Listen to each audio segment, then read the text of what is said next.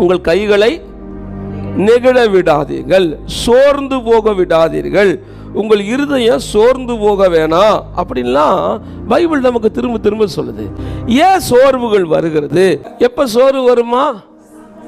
சாப்பாடு இல்லைன்னா என்ன வரும்? சோர்வு வருதா இல்லையா? அதனால தான் பாதி பேர் உபவாசமா இருக்கிறது இல்லை. இயேசுவுக்கு சோர்வு வந்துச்சு. இயேசுவுக்கு என்ன வருது? இயேசுவுக்கு தண்ணி குடிக்காதனால சோறு வந்துச்சு. சரீரத்தில் நேச்சுரலான அந்த ஃபுட் இல்லாட்டி, சாப்பாடு இல்லாட்டி, தண்ணி இல்லாட்டி சோர்வுகள் வருகிறது. சரிங்களா? பல நேரம் உபத்திரவங்கள் நம்மை சோர்வடைய பண்ணுகிறது. போராட்டம் வரும்போது என்ன ஆகுது? வருமா இல்லையா? உபத்திரம் வந்துச்சுன்னா என்ன ஆகுது? கஷ்டம், கண்ணீர் வரும்போது உள்ளமெல்லாம் சோர்ந்து போகுது. ஆசா மாதிரி நாமளும் நினைக்கிறோம், உண்மையாக இல்லாதவெல்லாம் அவெல்லாம் நல்லா இருக்கிற ஆண்டவரே, ஏன் எனக்கு இவ்வளோ உபத்திரவம்? பல நேரத்தில் உபத்திரவங்கள் நம்ம பண்ணுற தப்புனால மட்டும் வருதில்லை, பிசாசினாலேயும் வருது. இன்னொரு முக்கியமான வழி என்னென்னா, எபிரேயர் 12:5 வாசிங்க. அன்றியும் என் மகனே, கர்த்தருடைய சிட்சையை அற்பமாக எண்ணாது, அவரால் கடிந்து கொள்ளப்படும் போது ஆண்டவர் சில நேரத்தில் நம்முடைய வாழ்க்கையில் சில காரியங்களை அனுமதிக்கிறார். ஆண்டவர் சில நேரங்களில் சில உபத்திரவங்களை அனுமதிக்கிறார்.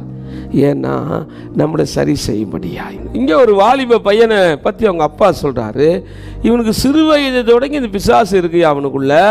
இந்த பிசாசு வரும்போதெல்லாம் அவன் எங்கெல்லாம் தள்ளுது? தீயிலும் தண்ணீரிலையும் தள்ளுது.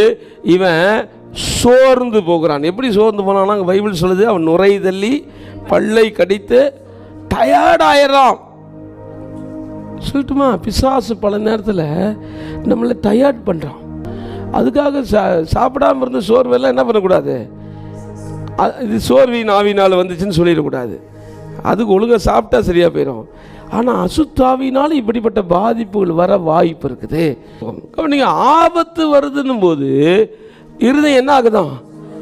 ஆபத்துகளை எதிர்நோக்கும் போது நம்முடைய இருதயம் சோர்ந்து போது, சோர்வுகள் நம்மை பின்னோக்கி இழுக்குது. சோர்வுகள் நம்மை வளர முடியாதபடி தடை பண்ணுது, முன்னேறி போக முடியாதபடி தடை பண்ணுது. சோர்வுகள் தனிமைப்படுத்துது. அப்போ சோர்வுகளுக்கான முக்கியமான காரணத்தை பார்த்தோம்னா, நம்ம தேவனோடு இருக்கிற உறவில் தவறும் பொழுது, தேவனுடைய வார்த்தையோடு சரியாக இல்லாத பொழுது நம்ம சோர்வுகள் நம்மை மேற்கொள்ளுது. பிசாசின் ஆவிகள் நம்மளை வளரக்கூடாதபடி, கர்த்தருக்குள்ளே ஆழமாக பலனடையக்கூடாதபடி தடை பண்ண பல வழிகளை வச்சுருக்கிறோம். அதில் முக்கியமான வழி சோர்ந்து போகும்.